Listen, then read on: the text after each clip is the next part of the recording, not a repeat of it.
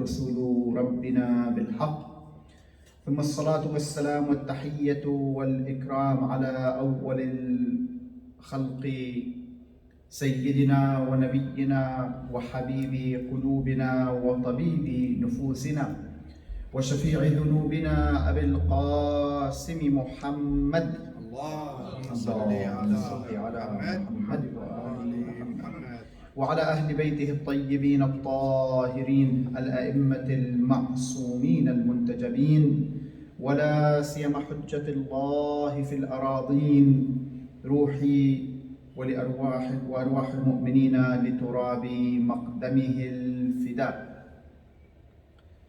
أما بعد، فقد قال الله تعالى في محكم كتابه الكريم وهو أصدق القائلين وقوله الحق: بسم الله الرحمن الرحيم، فلينظر الإنسان إلى طعامه. In last night's majlis, we were talking about how the Quran, different categories apply to every verse of the Quran. So just a fast recap so we know what we are talking about now, for those of you who are not there. Imam Sadiq alayhi salam says each ayah in the Quran, these four categories apply to it. Number one, it is ibara, ishara, lata'if, haqa'iq. The Imam says ibara is for the awam. So people who are general public, when they read the Quran, they understand it from the ibara itself. For example, Allah says, قُلْ هُوَ اللَّهُ أَحَدٌ. They will understand Allah is one. This is ibara. Then there is ishara. Wa alaykum as-salam wa rahmatullah. The ishara is for the khawas. They are of a higher level. They are closer to Allah. Muqarrabin. Then there is lata'if. This is for the awliya and awsiya. And then there is haqa'iq, the reality of the revelation of the verse, which is known by the Prophet and the Ahlul Bayt alayhim salam. So we briefly discussed this ayah. فَلْيَنْظُرِ الْإِنسَانُ إِلَىٰ طَعَامِهِ. Let the insan look at his food. If you were to read it as a ibara, look at the food that Allah has created for you, which is, if you were to carry on, Allah says, أَنَّ صَبَبْنَا الْمَاءَ صَبًّا, that we have given them water, we've given them food. The creation of the food itself is a miracle of Allah. You plant a seed in the ground, after a few months it becomes a tree, and then you start eating from that tree. This is a miracle, a mu'jiza from Allah. This is the ibara. The ishara is not just focus on the food that you feed yourself. Rather, you focus on the food you feed your soul. So what you see, what you hear, what you talk, this all has a huge effect on your soul. And we quoted a narration by Imam As-Sadiq alayhi salam, where he says, "Man asgha ila natiqin faqad abada." If anyone was to listen to a speaker, then they are worshipping the speaker, or shall we say, submitted to the speaker. Then the Imam carries on saying, فَإِذَا كَانَ النَّاطِقُ عَنِ اللَّهِ فَقَدْ عَبَدَ اللَّهِ. If the speaker is talking about Allah, then the listener is submitting to Allah. وَأَمَّا إِذَا كَانَ النَّاطِقُ عَنْ لِسَانِ إِبْلِيسِ فَقَدْ عَبَدَ إِبْلِيسِ. Whereas if the person who is talking from the tongue of shaitan, Iblis, then the listener is submitting to shaitan. And we gave a few examples. If someone, for example, the songs, backbiting, any majalis su al-fisq, if someone was to take part in them, and the speaker is talking something which pleases shaitan, all the listeners, they have submitted to shaitan. And Allah says this in the Quran, in Surah Yasin, the heart of the Quran, يا بني آدم ألم أعهد إليكم يا بني آدم ألا تعبدوا الشيطان. Have I not taken an oath from you, O sons of Adam? So Allah is not limiting it here to Muslims, Shia, Sunnis. No, sons of Adam, everyone, 8 billion people. I don't know if you saw this in the news just a few days ago, the 8 billionth baby was born. So we have reached a new record now, 8 billion people. We are all sons of Adam. So Allah says, have I not taken an oath from you? He has taken an oath from us. Do not submit to shaitan. Now this is the ishara. The haqiqah of the ayah, Imam Sadiq alayhi salam says, فَلْيَنْظُرِ الْمَرْءُ إلى من يأخذ علمه. Let the man look, where does he gain his knowledge from? Knowledge. Now when we look into the Quran, there is something that the Quran refers to al-ilm al-dar. We think that knowledge is power, knowledge can make you wise, but Quran says no, there is some knowledge that harms you rather than it benefits you. Which knowledge is that? يَتَعَلَّمُونَ مَا يَضُرُّهُمْ وَلَا يَنْفَعُهُم. Allah says in Surah Baqarah, they listen or they learn that which harms them and doesn't benefit them. What knowledge is that? That is the knowledge of sihr, magic. Allah says when they learn it and they apply it to people, for what reason? يُفَرِّقُونَ بَيْنَ الْمَرْءِ وَزَوْجِهِ. They want to divide the spouse from the spouse. And this is something that is happening up until today, be it in the subcontinent, be it in the Middle East. Some people practice magic just to divide the husband from the wife. And this is something that Allah says it harms them rather than benefiting them. This is al-ilm al-dar. Then there is al-ilm al-mubah. Neither does it benefit you or harms you. For example, Rasulullah sallallahu alayhi wa alihi wasallam walks into the masjid and he saw a crowd of people around one person. He says, what is going on? Who is this man? They tell the Prophet, this man is allama. So not alim. Alim in itself is something huge. Allama is someone who has so much knowledge, the knowledge of many other fields. They call him allama. Okay, what does he know? They said to him, يَعْلَمُ أَنْسَابَ الْعَرَبِ. He knows the ansab, the families of Arab. The Prophet told them, how would that benefit him? On a level, how would that benefit him or harm him? It's mubah. So you can't just be going around calling him allama. How does he benefit you? Okay, it's something that you can have, but neither does it benefit you, nor does it harm you. And we have something in a ta'qib, Salatul Asr, the dua you read after Salatul Asr. What do you say to Allah? وَأَعُوذُ بِكَ مِنْ عِلْمٍ لَا يَنْفَعُ. I seek refuge in you, O Allah, from knowledge that does not benefit me. So you can attend many majalis, you can attend many gatherings, but if the knowledge that you're listening to is not benefiting you, then you're just passing your time there. There has to be a benefit from the knowledge that you gain. And now, speaking of, for example, knowledges that does not harm us, neither does it benefit us, picking up a magazine and reading about, these idols, for example, footballers, singers or role models that they call them.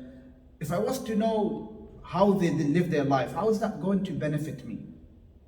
Allah tells me in the Quran, لَقَدْ كَانَ لَكُمْ فِي رَسُولِ اللَّهِ أُسْوَةٌ حَسَنَةٌ. The role model for you is Rasulullah. If you look into the life of Rasulullah, yes, you learn something. But if you were to look into their life, how they earned their money, how they became famous, how they lived their childhood, maybe some people will get influenced, positively, but majority of the time, it doesn't really benefit you. You're just reading something that doesn't benefit you, neither does it harm you. Now this is ilm al-dar, ilm al-mubah, but then there's al-ilm al-nafi', the beneficial knowledge. And Allah speaks of this in the Quran, which I've come across 5 to 6 different verses, could be more. Number 1, what does ilm do? Allah says, إِنَّمَا يَخْشَى اللَّهُ مِنْ عِبَادِهِ الْعُلَمَاءِ. Certainly, the ones from the servants of Allah who are alim, they only fear Allah. So what does the ilm do? Al-ilm yuwallid al-khashya. If you have ilm, then it's supposed to create khushu' in you before Allah. When you come to Allah, what should you do? You have that khushu'. And we read this a few weeks ago. إِنَّمَا الْمُؤْمِنُونَ الَّذِينَ إِذَا ذُكِرَ اللَّهُ وَجِلَتْ قُلُوبُهُمْ. Mu'mineen are those, when they hear the name of Allah, their heart softens. Why? Knowledge. They know who Allah is.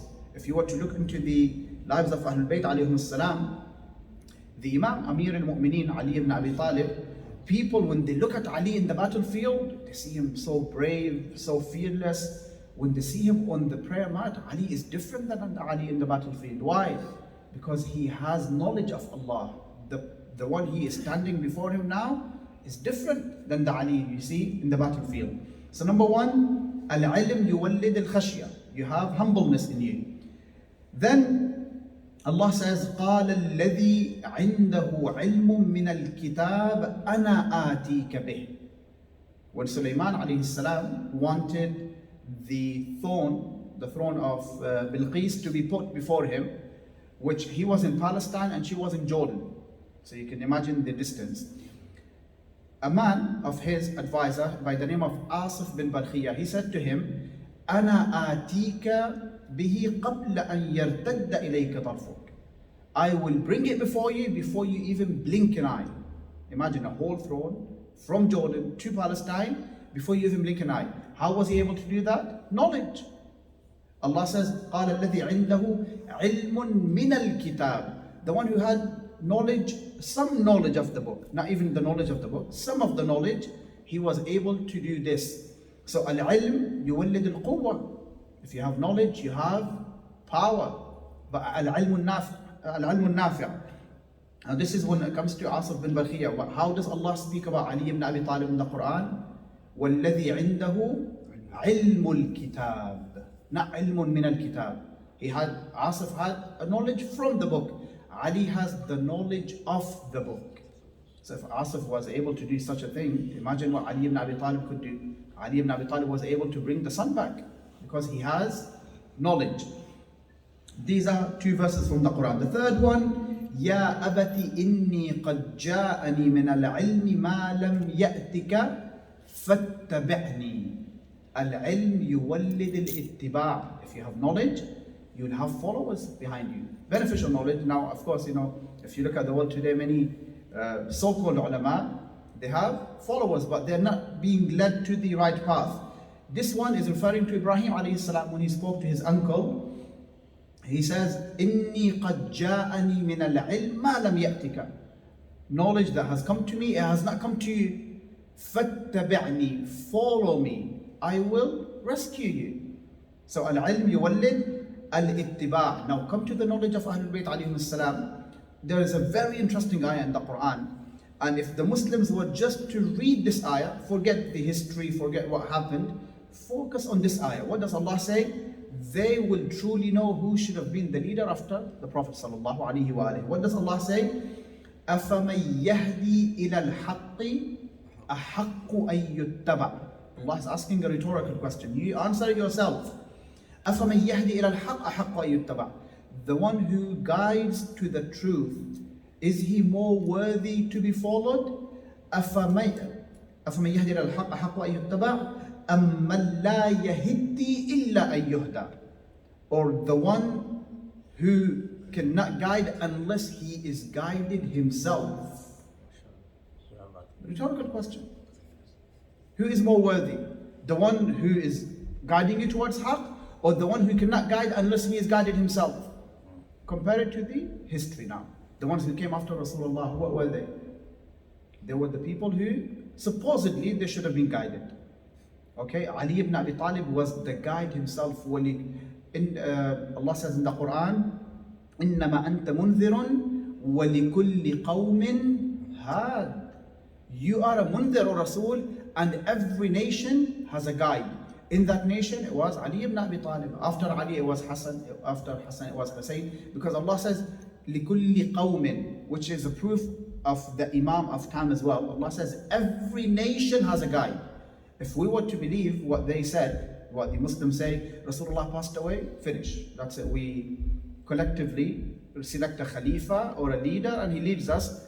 Then where's this had? Where's this guide? Who is the guide today? Question mark. If someone was to follow that and then they would come across this ayah, that would create a doubt in their minds. Who is the guide of today? I need to see him. I need to meet him. If they are calling Al Saud, okay, look at Al Saud, how they have turned Saudi now. They were following, or they were, let's say, the cover that was there. We are Muslims and we are protecting Islam. Look what they have turned Saudi into now. Everything is allowed. Anything you want, you can find it just like you find it in the West. Is this my guide? Not really. That's not really the case. So, Al-ilm yuwallid al-ittiba'. If you see someone knowledgeable on haqq, you follow them. That's 3 verses. Number 4. Al-ilm yuwallid al-isma. همت به وهم بها لولا أن رأى برهان ربه. Yusuf alayhi salam with Zulaykha. Allah says in the Quran, she went after him. Had it not been for the burhan from Allah, he would have fallen into the sin. But because he seen that burhan from Allah, what happened to him? He said, I'm not going to indulge in a sin like this.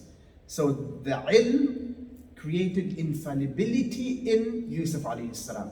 Ahlul Bayt alayhi salam likewise. إنما يريد الله ليذهب عنكم الرجس أهل البيت ويطهركم تطهيرا. اللهم صل على محمد وآل Muhammad. And وعليكم السلام ورحمة الله. Let's not think that because they are ma'soom, they cannot commit a sin. This is a wrong understanding of the Ahlul Bayt. They cannot. It's like they cannot. They choose not to. They're not robots. You know, Allah programmed Ali ibn Abi Talib in such a way, he would live his way. No. Ali had a will and he chose to stay away from it. He chose to. I'll give you an example from Imam Sadiq alayhi salam. A person comes to him and he says, why is it that you Ahlul Bayt don't sin? Don't sin. The Imam said to him, if you know that someone is over you, watching you at all times, would you do what you normally do in your privacy? He said, no. He said, we believe that Allah is with us all the time. Simple. Imam brought it down to the understanding of the person. Because Allah is with you, wherever you are, Allah knows what you're up to. And we fear Allah. This is why we do not go near sin. Not because we have been programmed, ma'soom, they won't do it. They choose not to. So al-ilm yuwallid al-isma. These are 4 verses. The 5th verse from the Quran, and this is really important. Look how beneficial knowledge is should you take it from the right people. هل أتبعك على أن تعلمني مما علمت رشدا. Musa alayhi salam, he is Kalim, he is a Nabi, he is a Prophet, and he is Ulul Azm. When he said to Allah that I would like to learn more, what did Allah tell him? Go and meet one of our abd, which is referred to by the ulama as Khutba alayhi salam, who is still alive with our Imam Ajjalallahu ta'ala Farajahu Sharif. So Musa went to him. What does he say to him when he met him? هل أتبعك على أن تعلمني مما علمت. I don't just want knowledge from you. I want knowledge that guides me, that gives me rushd. Rushd is enough for you to differentiate between haqq and batil. If anyone is confused between haqq and batil, because they don't have rushd. Whereas the Shi'as of Ali ibn Abi Talib, they know this is haqq, this is batil. Why? Because they have been taught rushd by Ahlul Bayt alayhim salam. Which is very interesting point when you refer back to Ziyara Jami'a Kabira by Imam Ali al-Hadi alayhi salam. Musa alayhi salam had to cross the oceans to learn rushd from Khidr. You can have that rushd from the majalis of Ahlul Bayt alayhi salam. Why do I say this? The Imam says it in Ziyara Jami'a Kabira. He says, وَأَمْرُكُمْ رُشْدٌ وَوَصِيَّتُكُمُ التَّقْوَى وَفِعْلُكُمُ الْخَيْرِ وَعَادَتُكُمُ الْإِحْسَانِ. When you address Ahlul Bayt alayhim salam in Ziyara Jami'a Kabira, how should you address them? The Imam says, وَأَمْرُكُمْ. Whatever you make a command, the command that you make, O Ahlul Bayt, it is rushd. So if you sit in a majlis where the speaker is talking to you about the Ahlul Bayt alayhim salam's narrations, then you have that rushd in that majlis. You don't need to verify whether this knowledge is genuine or not genuine. If it is Ahlul Bayt alayhim salam and there is the narration is authentic or it is mutawatir, then that's it. You don't need to question it. You don't need to question it. For example, I'll give you a narration by the name of As-Silsila Zahabiyya. As-Silsila Zahabiyya, the golden chain, which is done by Imam Ali al-Rada alayhi salam. When the people told him, could you advise us, O son of Rasulullah? He said, I will advise you. Okay, what is the advice? قُولُوا لَا إِلَهَ إِلَّا اللَّهِ تُفْلِحُ. Then the Imam took a pause. He said, say La ilaha illallah, you will succeed. People were like, mashallah, this is very nice, very easy. La ilaha illallah, we have succeeded. Then the Imam said, وَلَكِنْ بِشَرْطِهَا وَشُرُوطِهَا وَأَنَا مِنْ شُرُوطِهَا. Provided that you follow the terms and conditions. And I am one of those conditions. This narration, the Imam says, I heard my father Al-Kadhim, he heard his father As-Sadiq, Al-Baqir, As-Sajjad, Al-Hussein, Amir al-Mu'mineen, the Prophet, Jibreel. This is why it's called the golden chain. Isma, from Allah to Jibreel to Muhammad sallallahu alayhi wa alayhi, until it reaches Imam Ar-Rada alayhi salam. This is no doubt about this. You say La ilaha illallah, you succeed, but you have to follow the condition. And Imam Ar-Rada alayhi salam, at that time, he was one of the conditions. Now, it is Al-Mahdi, Ajjalallahu ta'ala farajahu al-sharif. He is one of the conditions. So, Al-Ilm yuwallid rushd. If you have the right knowledge, it will make you know between haqq and batil. And just before we end, when it comes to knowledge itself, let's ask Babul Ilm, Ali ibn Abi Talib alayhi salam, what does he have to say about knowledge? 10 different people come to Imam Ali alayhi salam, but they were in a group, but when they came to the Imam, they wanted to ask him one by one. So Imam doesn't know that they came as a group to see the answer that the Imam gives them. Is it going to be the same answer or different answer? So they were there to check whether he is truly Babul Ilm, the gate of knowledge. The first one comes to the Imam, he says, Ya Ali, al-ilmu afdal am al-mal? Oh Ali, what is better, ilm or wealth? Imam says to him, Inna al-ilm afdal, knowledge is better. Okay, give me a dalil. What is the dalil? What is the proof? لأن العلم ميراث الأنبياء والمال ميراث قارون وهامان وفرعون. Number one, Imam says, because knowledge is the wiratha or the inheritance of whom? Prophet. The prophets, they inherit knowledge. Whereas wealth is the inheritance of who? Qarun, Haman and Fir'aun. This is number one. He goes back to his people and he tells them, this is what Ali answered me. The second one walks in. He says the same question, ilm is better or knowledge? Knowledge is better or wealth? The Imam says knowledge. Give me dalil. The Imam says, لأن المال تحرسه والعلم يحرسك. Because you need to protect your wealth, whereas knowledge protects you. So two different answers now. He goes back to his people. The third one comes, asks the same question. The Imam gives him a different answer. What does he say to him? لأن لصاحب المال أعداء كثيرة ولصاحب العلم أصدقاء كثيرة. The people of wealth, they have lots of enemies. The people of knowledge, they have lots of friends. He goes back to his people. The fourth one comes. The Imam tells him, لأن المال إذا تصرفت فيه ينقص والعلم إذا تصرفت فيه يزيد. If you were to spend wealth, what happens to that wealth? Does it increase or decrease? It decreases. The Imam says, if you spend the wealth, it decreases. Whereas if you spend knowledge, it increases. From one person to another to another. That's 4 reasons. The fifth one comes and the Imam tells him, لأن صاحب المال يدعى باسم البخل واللوم. When it comes to the wealthy person, they have this title on them. He is greedy, he is stingy. وصاحب العلم يدعى باسم الإكرام والإعظام. Whereas when people of knowledge walk, people honor them for what they have. Honor, they're honorable people. That's 5 reasons. Then the 6th one comes and the Imam answers him, لأن المال يخشى عليه من السارق. If you have wealth, especially if you have something at home, what would you do? You are afraid of a thief to come and steal it from you. But then the Imam says, وَالْعِلْمْ لَا يُخْشَى عَلَيْهِ. Whereas the knowledge, who can steal that knowledge from you? Knowledge is with you wherever you are. Number 7, the Imam says, لأن صاحب المال يحاسب عليه يوم القيامة. On the day of judgment, you will be held accountable for everything that you accumulated. Look at this now. This is very interesting. وصاحب العلم يشفع لإخوانه يوم القيامة. Whereas the people of knowledge, they intercede for their friends and family on the day of judgment. There's many narrations which mention this. Ahlul-Bayt alayhim salam are not the only shufa'a. They are the best of the shufa'a on the Day of Judgment. But shaheed is a shafi'. Alim is a shafi'. Then the 8th one comes. The Imam tells him, لأن المال يندرس بطول المدة ومرور الزمن. Wealth fades away as time passes by.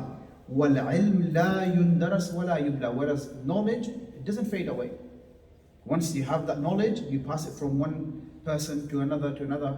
It's been 1400 years now. Even before that, we still have knowledge of what people were living. Why? Because it doesn't fade away. But now, the currency, do we really use gold like those people used to do? Or silver? We don't. It fades away. The 9th, لأن المال يقسي القلب. Wealth makes your heart hardened. It becomes hard. والعلم ينور القلب. Whereas the knowledge lightens up the heart. The 10th comes to Ali ibn Abi Talib and he says, لأن صاحب المال يتكبر ويتعظم بنفسه. You know, mal, when someone has wealth, they become mutakabbir. Speaking generally, not all people who are wealthy, but the majority of them, they have this greatness in them. You know, I made this. I made this myself. I had to work so hard for it. So what does that bring in them? Arrogance. وَصَاحِبُ الْعِلْمِ خَاضِعٌ ذَلِيلٌ مِسْكِينٌ. Whereas the people of knowledge, you find them humble. These 10 answers were given to these 10 different people. Then they said to Ali, we came together and they said, صَدَقَ اللَّهُ وَرَسُولُهُ. Allah spoke the truth, so did His Prophet. وَلَا شَكْ أَنَّكَ يَا عَلِي بَابُ مَدِينَةِ الْعِلْمِ. And there is no doubt, O Ali, you are the gate of the city of knowledge. Then the Imam says, now this is what the Imam said. After what they have confessed, the Imam says, وَاللَّهِ لَوْ سَأَلَنِي الْخَلْقُ كُلُّهُمْ مَا دُمْتُ حَيًّا لَمْ أَتَبَرَّمْ. As long I am alive and all the creation comes to me and asks me the same question, I wouldn't have given up. وَلَا أَجَبْتُ كُلَّ وَاحِدٍ مِّنْهُمْ بِجَوَابٍ غَيْرِ جَوَابِ الْآخِرِ إِلَى آخِرِ الدَّهْرِ. I would have given each one of them a different answer until the end of my time. This is Bab Ilm. If you need knowledge, if you need rushd, if you need khashya, this is the door you should come to. The door of Ali ibn Abi Talib alayhi salam. Let alone the Shias of Ali ibn Abi Talib, people who claimed the Khilafah after him. They said this many times. لولا علي لهلك فلان. If it wasn't for Ali, Fulan would have perished. And then he also says this. This is narrated at least 70 times in history, and which is funny that you also find it in Bukhari. Twice it's mentioned in Bukhari. But then he also says that, oh Allah, don't keep me alive for a problem that Ali won't be there for it. Bab al-ilm. If I have any problem, I know who to go back to. But if Ali is not there, who do I go back to? So ilm in itself, in Islam, this is the haqiqah of the ayah for those people who just came now. We were discussing the reality of فَلْيَنْظُرِ الْإِنسَانُ إِلَىٰ طَعَامِهِ. Let the man look at the food he feeds his soul. And the biggest feed is through what? Knowledge. So you take it from the right people. If you take it from the right people, you will be guided. If you take it from the wrong people, you will be misguided. Bismillah ar-Rahman ar-Rahim. إِنَّا أَعْطَيْنَاكَ الْكَوْثَرَ فَصَلِّ لِرَبِّكَ وَانْحَرْ إِنَّ شَانِئَكَ هُوَ الْأَبْتَرُ. اللهم صل على محمد وآل محمد. اللهم صل على محمد وآل محمد. اللهم صل على محمد وآل محمد. بسم الله الرحمن الرحيم. الحمد لله الذي لا إله إلا هو الحليم الكريم غافر الذنب